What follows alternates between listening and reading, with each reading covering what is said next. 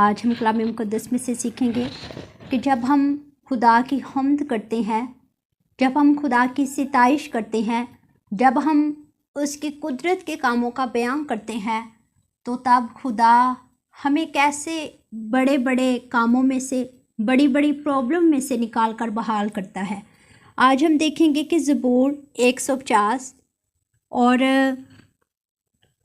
اس کی پہلی آیت سے لے کر ہم چند آیات پر توجہ فرمائیں گے، اور یہاں پر کلام مقدس میں یوں لکھا ہے: خداوند کی حمد کرو، تم خدا کے مقدس میں اس کی حمد کرو، اس کی قدرت کے فلک پر اس کی حمد کرو، اس کی قدرت کے کاموں کے سبب سے اس کی حمد کرو، اس کی بڑی عظمت کے مطابق اس کی حمد کرو، نرسنگے کی آواز کے ساتھ اس کی حمد کرو، بربط اور ستار پر اس کی حمد کرو، دف بجاتے اور ناچتے ہوئے اس کی حمد کرو، تار دار سازوں اور بانسری کے ساتھ اس کی حمد کرو، بلند آواز جانچ کے ساتھ اس کی حمد کرو، زور سے جنجناتی جانچ کے ساتھ اس کی حمد کرو، ہر متنفس خداوند کی حمد کرے،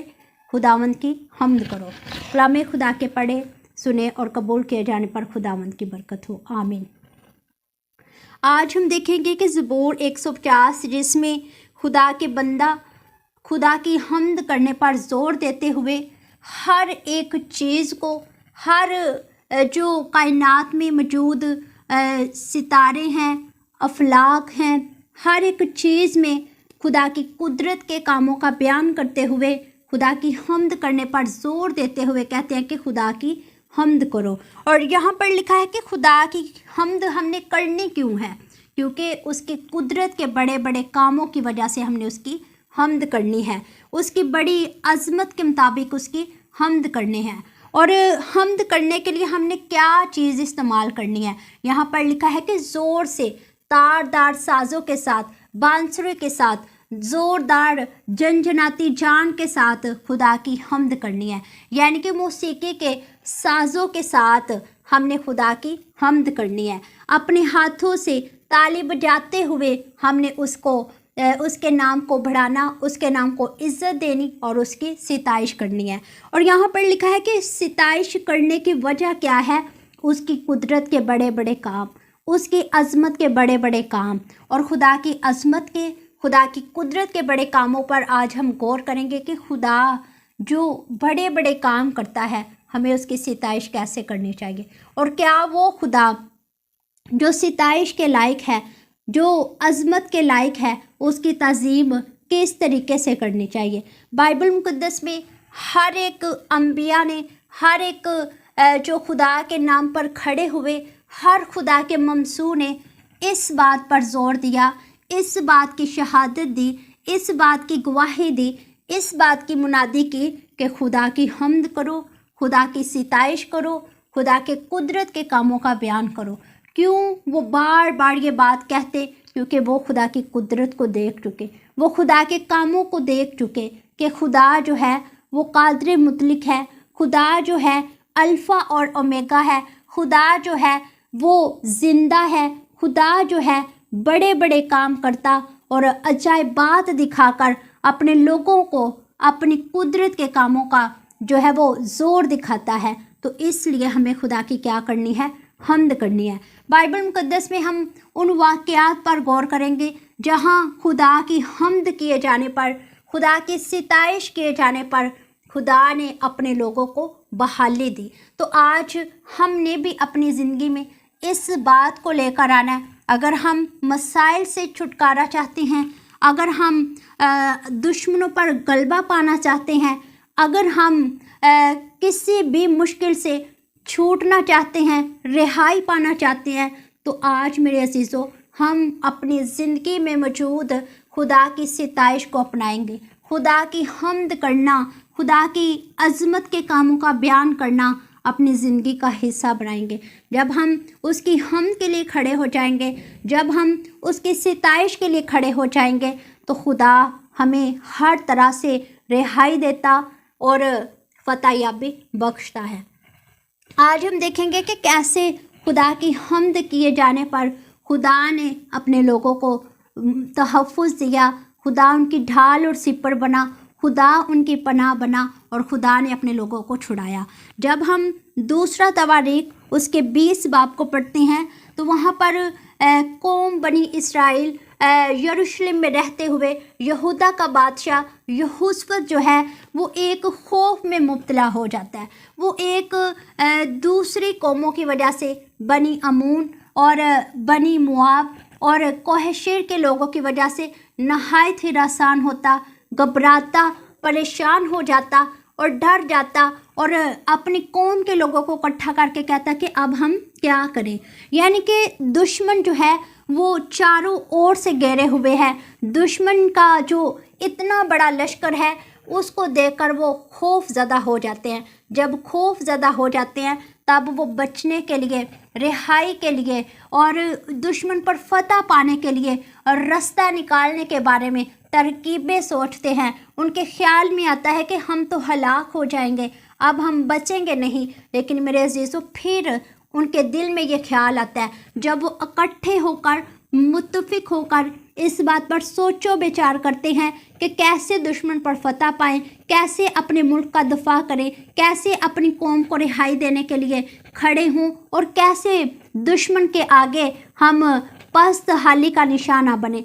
तो मेरे अजीज़ों, जब वो इकट्ठे हुए, मुत्तहिद हुए तो सबसे पहले उन्होंने खुदा के हुजूर में गिड़गिड़ाना शुरू किया, खुदा के हुजूर में खड़े हो गए, खुदा से मदद मांगी, खुदा के आगे अपना मसला रखा, खुदा के आगे अपनी उन्होंने इस बड़े चैलेंज को रखा कि खुदा हम क्या करें। और जब उन्होंने इस तरह से खुदा के हुजूर में अपनी प्रॉब्लम को रखा तो मेरे अजीज़ों, वहाँ पर जब उन्होंने इकट्ठे होकर काम करना शुरू किया तो खुदा का रूह उनमें से एक शख्स पर ज़ोर से नाजिल होता और उनको नबूवत की रूह से बताता कि कैसे तुम दुश्मन पर गलबा पाओगे, कैसे तुम रिहाई पाओगे और कैसे दुश्मन जो है वो तुम पर गालिब नहीं आएगा।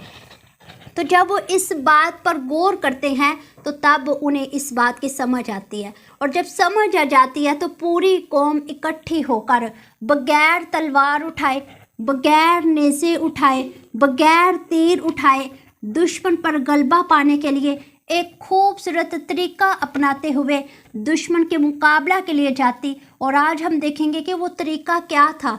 जब हम देखते हैं दूसरा तवारीख उसके 20 बाब और उसकी 21 आयत में से हम देखेंगे, और जब उसने कौम से मशवरा कर लिया तो उन लोगों को मुकर्रर किया जो लश्कर के आगे आगे चलते हुए खुदावंद के लिए गाएं और हुस्ने तकद्दुस के साथ उसकी हम्द करें और कहें कि खुदावंद की शुक्रगुजारी करो क्योंकि उसकी रहमत अबद तक है। जब वो गाने और हम्द करने लगे तो खुदावंद ने बनी अमून और मुआब और कोहशेर के बाशिंदों पर जो यहूदा पर चढ़े आ रहे थे कमीन वालों को बैठा दिया, सो वो मारे गए क्योंकि बनी अमून, मुआब, कोहशेर के बाशिंदों के मुकाबला में खड़े हो गए और उनको बिल्कुल तहतीक और हलाक कर दिया। और जब वो कोहशेर के बाशिंदों का खात्मा कर चुके तो आपस में एक दूसरे को हलाक करने लगे। जब यहूदा ने दीदबानों के बुर्ज पर जो बियाबान में था पहुंचकर इस अम्भों पर नज़र की तो क्या देखा कि उनकी लाशें ज़मीन पर पड़ी हैं और कोई ना बचा। हालेलुया! कितनी ज़्यादा खुदा की तारीफ़ की, खुदा की हम्द की और खुदा की कुदरत की यहाँ पर हमें वो अज़मत खुदा की नज़र आती है कि कैसे खुदा ने अपने लोगों को बचाया। कौम इकट्ठी हो गई दुश्मन के मुकाबला के लिए और कौम ने कौन सा तरीका अपनाया। लिखा है कि वो सब खड़े हो गए और हुस्ने तकद्दुस के साथ उन्होंने लश्कर के आगे खुदा की हम्द करने वाले लोगों को चुना कि खुदा की सिताइश के लिए बड़े अहसन तरीके के साथ, खूबसूरत तरीके के साथ, संजीदगी के साथ खुदा की हम्द करें और पीछे लश्कर और पूरी कौम जो है वो चलती आ रही है। और बिना खौफ किए खुदा के लोग, ना तो हाथ में तलवारें हैं, ना बिरछियाँ हैं, ना नेज़े हैं, ना तीर हैं, है तो सिर्फ खुदा का नाम कि खुदावंद की शुक्रगुजारी करो, खुदावंद की हम्द करो क्योंकि खुदावंद की रहमत अब तक है। ये थे उनकी तलवारें, ये थे उनके हथियार जो वो दुश्मन के मुकाबला के लिए लेकर निकले। तो आज मेरे अजीज़ों, दुश्मन जो 3 कौमें जो इकट्ठी हो चुकी थी मुकाबला के लिए, वो आपस में झगड़ कर लड़ कर हलाक हो गई, लेकिन खुदा के लोगों पर गालिब नहीं आए। कितनी खूबसूरत बात है कि बिना जंग किए, बिना उनको हथियार उठाए खुदा ने फतह याबी बख्शी। और फतह याबी पाने का राज क्या था? खुदा की हम्द करना, खुदा की सिताइश करना, खुदा की तारीफ़ करना, उसके कुदरत के कामों का बयां करना। और ये था पूरी कौम का रिहाई पाने का तरीका। तो आज हम अपनी ज़िंदगियों पर गौर करेंगे। अगर हम अपनी रिहाई चाहते हैं, अपने ख़ानदानों की रिहाई चाहते हैं, अपनी कौम की रिहाई चाहते हैं, अपने मुल्क की रिहाई चाहते हैं, तो मेरे अज़ीज़ों आज हमें मुत्तहिद होकर, मुत्तफ़िक होकर खुदा की हम्द के लिए खड़े होना है और बड़े हुस्न तक़द्दुस के साथ, एहसन तरीके के साथ उसकी हम्द करनी है। और जब हम्द करेंगे तो खुदा हमें हर तरह के मसाइल से आज़ादी बख्शेगा, खुदा हमें फतह याबी बख्शेगा, खुदा हमारे दुश्मनों को हम पर गालिब आने नहीं देगा। और इसी तरह का एक फ़तह पाने वाला, रिहाई पाने वाला बाइबल मुक़द्दस में जब हम ईमाल की किताब को पढ़ते हैं, नए अहदनामा में जब खुदा के रसूलों ने खुदा की तालीम को फैलाना शुरू किया, खुदा के नाम पर वो खड़े हुए, हम्द करना शुरू किया, तो दुश्मन उन पर गालिब आए। दुश्मन उन पर तरह तरह की आजमाइशें, तरह तरह के इल्ज़ामात लगाकर उनको कैद खाना में डालते। और लिखा है कि जब पलूस और सिलास को फिलिप्पी के कैद खाना में डाला गया, फिलिप्पी के जेल खाना में उनको रखा गया, तो वहाँ पर पलूस और सिलास खुदा के बंदा दोनों क्या करते हैं? दुआ और हम्द करते हैं। और जब उन्होंने हम्द की तो बाइबल बयान करती है कि कैद खाना की बुनियादें हिल गई।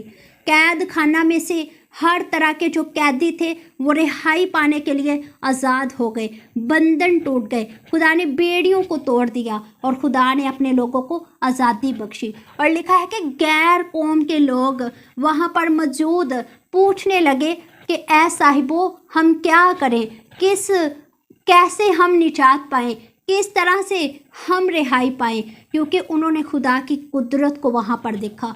और खुदा की कुदरत क्या थी?